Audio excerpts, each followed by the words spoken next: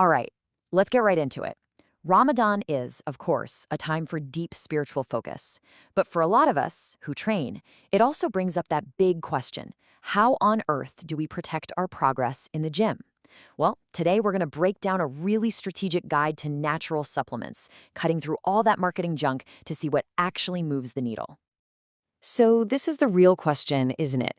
It's the one thing on everyone's mind. You've been working hard all year, and the idea of losing strength or muscle this month is, well, it's a genuine worry.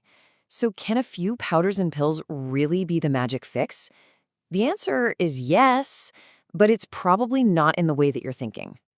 The secret is really in this number right here. 5%. That's it.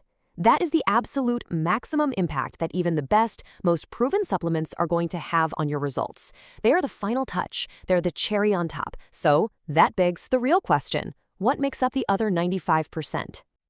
Exactly. Before we even dream of talking about that little 5%, we have got to build the solid foundation. That's the 95%. I want you to think about it like a pyramid, right? You can't just stick the pointy bit on top without building the massive base first. So let's build that pyramid piece by piece. Okay, the bottom layer, the absolute bedrock of our pyramid, is real food. It's that simple. If your suhur and iftar meals aren't packed with good protein, quality carbs, and healthy fats, then no supplement on the planet is going to save you. It's just not. This is step one, and it's completely non-negotiable. The next layer we're putting down is hydration. And listen, we're talking about way more than just drinking water. We're talking about electrolytes. If you don't replenish these crucial minerals you lose while fasting, your muscles just can't fire properly, you're going to feel exhausted, and any supplement you take is basically money down the drain. On top of that, we have to please sleep. You know, the unique schedule of Ramadan can so easily mess with our sleep. And chronic sleep deprivation, it crushes your recovery and performance way more than missing a supplement ever could. Quality sleep is where all the magic happens. It's where you actually rebuild. And just below the very peak is your actual training. Here's a key thing to remember. Supplements don't build muscle. They help you recover from the training that builds muscle. So if you don't have a smart, consistent workout plan, those supplements, well, they have nothing to do. And here we are. We've made it to the top, the final 5%. This is where supplements live. They're only useful, they're only worth your hard-earned money when those other 4 giant layers are completely solid and locked in.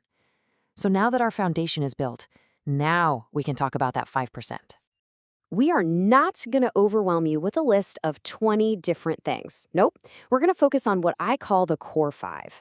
These are the handful of natural, science-backed supplements that are actually and specifically helpful for the unique challenges that come with training during Ramadan. First on the list has to be the most researched sports supplement in existence, creatine monohydrate. It's normal during Ramadan for your muscles' creatine stores to dip a bit, and that leads to a drop in strength. So taking just 3 to 5 grams a day, either with your suhur or iftar meal, directly solves this. It keeps your muscles' energy tanks topped off. And the proof is in the pudding. I mean, we're talking a measured 5 to 15% increase in pure strength, 10 to 20% more endurance so you can squeeze out those extra reps. And get this, even better brain function, which is a massive bonus when you're deep into a fast. It's safe, it's cheap, and it just flat out works. Next up, electrolytes. Look, when you fast for 12, 14, 16 hours or more, you're pretty much guaranteed to have an electrolyte imbalance. That's what's behind the headaches, the fatigue, the muscle cramps. The fix is just to strategically put back what you've lost, mainly sodium, potassium, and magnesium. But here's a super important pro tip. Not all magnesium is the same. Not even close. You want to look for magnesium bisglycinate. Your body absorbs it really well and it won't mess with your stomach. You absolutely want to avoid magnesium oxide. Your body barely absorbs any of it. And, well, it's famous for having a strong laxative effect, which I think we can all agree is not what we're looking for. Magnesium is just a recovery powerhouse, honestly. It's been shown to improve the quality of your sleep. It can put a stop to those awful muscle cramps. It helps manage the stress hormone, cortisol, and just generally helps your muscles relax and recover. It's really the cornerstone of your recovery toolkit for Ramadan. 80%. Just let that number sink in for a second. That's the estimated percentage of the world's population that's deficient in vitamin D. And during Ramadan, when we might be getting less sun and eating fewer meals, that risk can get even higher. And that's exactly why vitamin D3 makes our list. Fun fact, it's technically a hormone, not a vitamin, and it is absolutely vital for muscle function, your immune system, and even your mood. For most of us, supplementing is a no-brainer. Taking 2,000 to 5,000 IUs with a meal that has some fat in it, at either suhur or iftar, is the best way to make sure your body absorbs it properly.